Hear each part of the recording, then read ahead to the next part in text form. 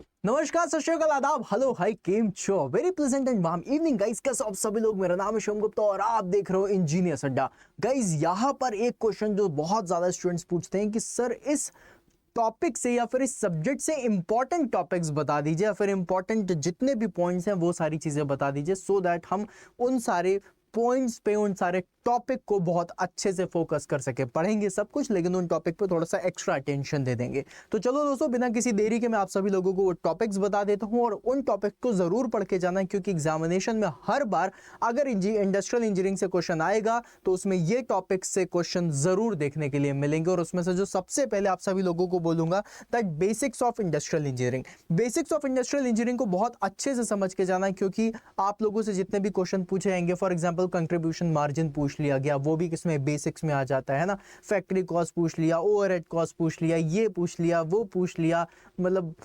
इतनी सारी चीजें, प्राइम कॉस्ट पूछ लिया, क्या करोगे, है ना। तुम्हारे पास बेसिक्स होने चाहिए, तो पहले बेसिक्स को थोड़ा कंप्लीट कर लेना, क्योंकि उससे क्वेश्चन कई बार फंस जाते हैं। फिर उसके बाद जो सबसे ज्यादा इन्वेंट्री जो इंपॉर्टेंट है वो है इन्वेंट्री। इन्वेंट्री से काफी क्वेश्चन आते हैं और इन्वेंट्री के साथ साथ ब्रेक इवन एनालिसिस भी पढ़ लेना।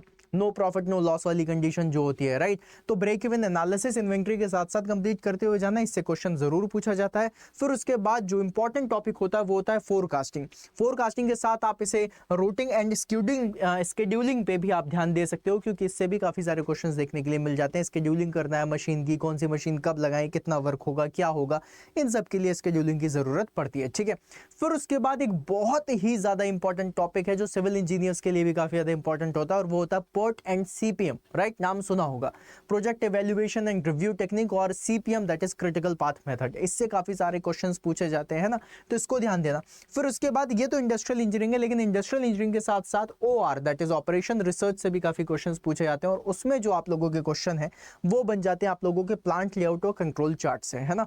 आप लोगों से कंट्रोल चार्ट से काफी सारे क्वेश्चन पूछे जाएंगे, जैंट चार्ट वगैरह से काफी सारे क्वेश्चन पूछे जाते हैं, इनको जरूर ध्यान देना। प्लांट लेआउट से जरूर क्वेश्चन पूछे जाते हैं, इसको भी ध्यान देना, है ना।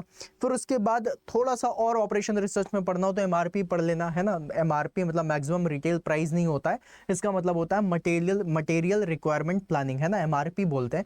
और वर्क स्टडी, है ना, वर्क स्टडी से भी काफी सारे क्वेश्चन पूछे जाते हैं। थर्मलिक्स वगैरह के बारे में पढ़ा होगा आप लोगों ने, तो ये सारे क्वेश्चंस आप लोगों से जरूर पूछे जाएंगे। These are the most important topics. अगर आप लोग इंडस्ट्रियल पढ़ रहे हैं या फिर पढ़ने की शुरुआत करने वाले हैं, या फिर अभी नहीं पढ़ा है लेकिन आप पढ़ेंगे, तो इन टॉपिक्स पे जरूर ध्यान देना, क्योंकि इससे क्वेश्चन जरूर बनेंगे। अब दोस्तों, इसके बाद एक पॉइंट आता है कि सर मान लीजिए अगर मुझे सबसे बेस्ट इंडस्ट्रियल इंजीनियरिंग पढ़नी है, फिर सबसे बढ़िया तरीके से मुझे जल्दी से जल्दी खत्म करना है, तो मैं किससे कर सकता हूं? और मेरे पास एक ही आंसर होगा तुम्हारे इस क्वेश्चन का, दैट इज महापैक। एब्सोल्युटली दोस्तों, महापैक में मैंने इंडस्ट्रियल इंजीनियरिंग बहुत ही डेप्थ में और बहुत अच्छे से पढ़ाई हुई है, और आप लोगों को इंडस्ट्रियल इंजीनियरिंग के सारे सेशंस मिल जाएंगे। तो अगर अभी तक आप लोगों ने महापैक में एनरोल नहीं किया है, देन डू एनरोल इट। तैयारी करो ऐसी जिसमें सिर्फ और सिर्फ सिलेक्शन दिखाई दे और कुछ भी नहीं। और इसके लिए आप लोगों के लिए मैकेनिकल इंजीनियरिंग का महापैक वन ऑफ द बेस्ट चीज होगी। अगर आप सिविल या इलेक्ट्रिकल से हैं तो आप अपने अलग अलग डिपार्टमेंट के महापैक को ले सकते हैं। मैक्सिमम डिस्काउंट के लिए जो कूपन कोड है दैट इज Y166 का यूज करिए, और इसके बाद आप इसमें एनरोल कर लीजिए। दोस्तों, मैं बता भी देता हूं किस तरीके से आप एनरोल करेंगे। सबसे पहले आप लोगों को गूगल क्रोम खोलना है, यहां पर लिखना है अड्डा 24/7। जैसे ही लिखेंगे, एक सबसे पहला ऑप्शन आएगा, इसमें क्लिक करना है, वेबसाइट ओपन हो जाएगी। वेबसाइट ओपन होने के बाद क्या करते हैं, ऑल कोर्सेज में जाते हैं, AEJ एग्जाम्स के अंदर जाते हैं। यहाँ पे सिविल, मैकेनिकल, इलेक्ट्रिकल दिया हुआ है, mechanical engineering for example choose करते हैं, और इसमें इंजीनियरिंग महापैक में जाते हैं। ऑल्दो अगर आप देखें तो गाइज यहाँ पर आप लोगों को RRB JEE का अलग से बैच मिल जाएगा, बट आई विल सजेस्ट कि आप महापैक में जाइए।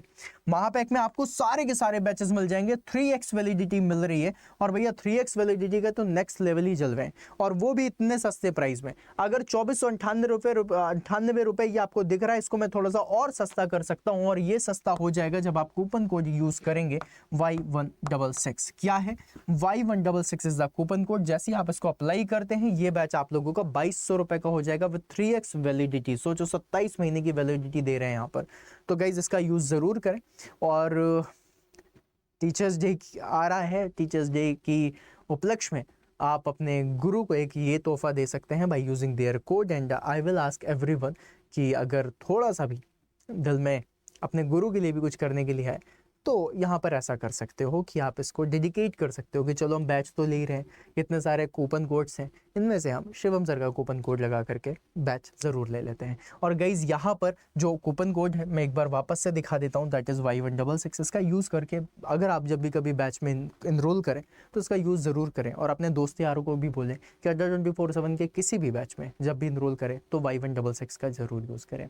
और गाइज अगर सेशन अच्छा लगा हो तो लाइक करके ज़रूर जाना। मिलते हैं फिर अपन नेक्स्ट सेशन में, तब तक के लिए बाय बाय।